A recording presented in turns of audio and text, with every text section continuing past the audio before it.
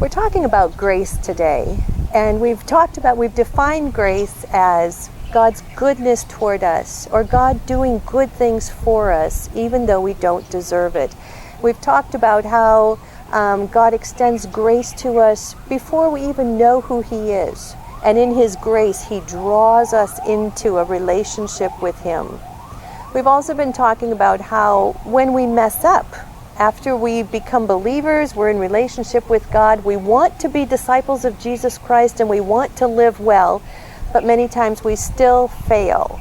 And even in those situations, God's grace is there, the forgiveness we need, the restoration we need. God doesn't just push aside our sin, but He deals with it appropriately in His grace and restores us to wholesomeness. God's grace is there for people who mess up. But what about the victims? What about people who are victims of other people's failures? They didn't do anything to bring on the pain that they're experiencing. Other people caused it to them. Is there grace for them? How does God's grace impact their lives? There are people listening to this probably who have been physically or sexually abused, or abused in some other way. Maybe you've been ridiculed or rejected.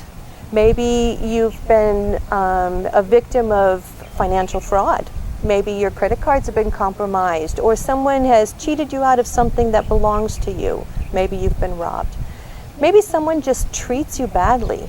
Maybe you've been bullied. Even among adults that can happen. And you've been the victim of someone else's wicked behavior. Where's God's grace for you?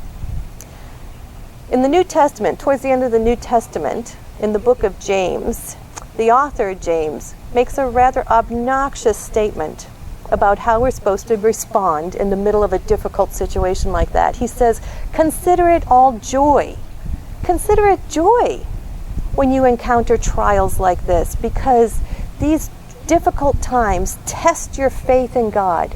And if you can persevere through these testings, you will become mature and complete in Jesus Christ." Now, what does James mean by this? He's not telling us, no matter what bad things are happening, just, paste a smile on your face and say, no, it's all okay. How are you today? I'm fine.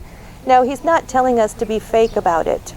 But deep down, there's a principle that James wants us to understand about how to relate to God and how to trust in God in the middle of our difficult situations. But what are we trusting God for? I mean, if our life really sucks, if things are really going poorly, and we are being victimized by someone else, what are we trusting God for? He's not making it better. He's not taking the pain away. He's not fixing everything, or He's not punishing the person that we can see at the moment. So what do we trust God for in a situation like that? Well, there's a story in the Old Testament, in the book of Genesis, the first book of the Old Testament. It's the story of a man named Joseph. Now, Joseph was the youngest brother of, get this, 12 children. He had 11 brothers. And to make matters worse, his 11 brothers hated him. There are many reasons for this. They're explained in the Bible. But the bottom line is, his brothers hated him. Now, Joseph was the victim of the hatred of his brothers. They were older, they went out into the fields, they took care of their father's flocks. And when Joseph got old enough to go out to venture off on his own, one day he went out to the fields to meet his brothers out there. Well, they knew he was coming, and so they plotted against him. And those 11 guys plotted to, first they wanted to kill his brother, but then they thought, well, we can't really do that. So instead they captured him, they tied him up, put him in a well, and held him until they could figure out what to do with him.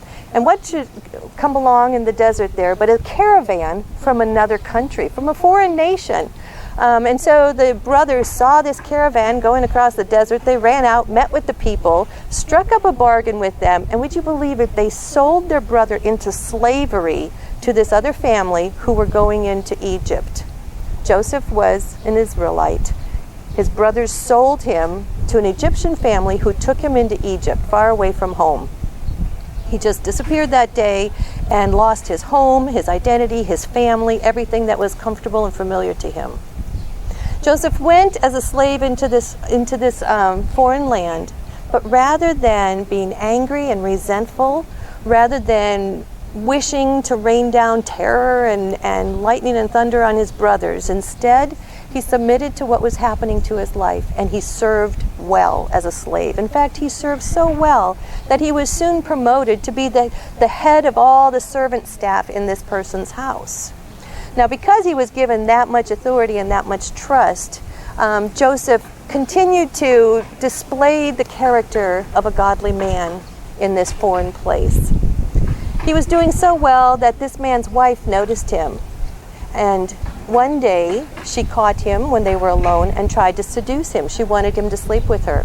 And Joseph's response to her was, "How could I do this to my master? My master has trusted me with everything in his household. I will not take the one thing that belongs to him. I will not do this offensive act against my master." And he turned and he ran away. Well, the woman was so offended that Joseph wouldn't sleep with her that she concocted all these lies, and eventually Joseph ended up being thrown into the dungeon. Now think about this. We're talking about the ancient world in Egypt in a dungeon. It wasn't a pretty sight. It wasn't a comfortable life for Joseph, you can be sure. So now Joseph is in the dungeon because he did what was right. He was totally being persecuted by others who were doing harmful things and bringing all this pain into his life. What was Joseph's thought or reaction at this time? What was Joseph's response to this unfairness in his life? Well, he still trusted God. Even in the dungeon, he would not lose his trust in God. And what was he trusting God for at this point? He was trusting God that the truth is the truth. And this is what we want to land on today. Trust the truth. The truth is, God is sovereign. God is in control. Even when it seems like other people are controlling what happens to you, the truth is, God is in control and he sees what's happening. He understands what's going on, and he has set boundaries and limits on what's going to happen to you. There's a reason for what's happening to you. God has a plan, and he's going to bring this about in his way and in his timing, and we have to trust God's timing, that he will act at the right time and do the right thing. God is righteous. He will always do what is right. And also, God is just. The perpetrator of your pain will be called to account for it one day. God is just, and he has promised that he will bring justice to unjust situations. We just have to trust his timing and let him do it in his own way. So we're trusting God to be sovereign. We're trusting God to be in control. We're trusting him to be just and right in what's going on. But more than that, you have to lean into and trust that God loves you and that he is very compassionate toward you, even in the midst of your pain. He is saying, I see what's happening and I understand. Trust me in this, that I will bring something good out of this. Lean into me. Let me hold you during this difficult time. The relationship that you and I build together during difficult times is more important than being released from the pain. That's what James was talking about in chapter 1. That's why he says you can count it joy. Because what pain does is it drives us to Jesus Christ and causes us to cling to him. And he says, that's exactly where I want you. That's right where I want you to live, right here, clinging to me, close to me. And I will take care of you. I promise I will. Trust me in that. Well, that's what Joseph did. And what happened eventually is the Pharaoh, the most powerful man in Egypt, and Egypt, the most powerful nation in the world at that time, had a dream. And nobody could tell him what his dream meant, but then someone remembered that Joseph could. So they brought him out of prison. He interpreted the dream, and Pharaoh was so impressed that he made Joseph the top person, his chief of staff, for all of Egypt. So now Joseph is very likely, we could say, Joseph is the second most powerful man in the world at this time, because he trusted God to make things right at the right time.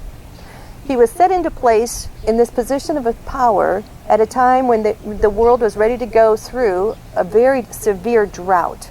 And literally thousands and thousands of people would have died had not Joseph been in charge. And in the wisdom and the business savvy that he had, he was able to work with the crops and to prepare for the drought and to help people manage their resources until they made it through to the end of that very difficult time. So he saved thousands of lives in Egypt. But furthermore, he was able to save thousands of lives outside of Egypt, including, would you believe, his own family.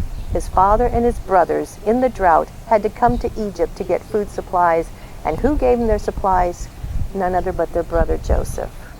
When they came, they were very nervous, of course, and Joseph said, "Don't worry about it. You intended to hurt me, but I trusted God.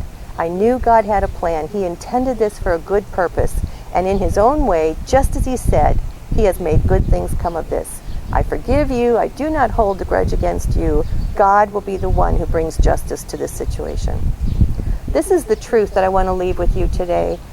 When you're struggling, you need to run to Jesus, cling to God, and trust the truth of what you know about God. And God's grace is in there in that moment to hold you, to comfort you, to assure you of his presence, to give you hope, and to give you a secure future. God's grace is there to help you trust him when you need to. Turn to God in your pain.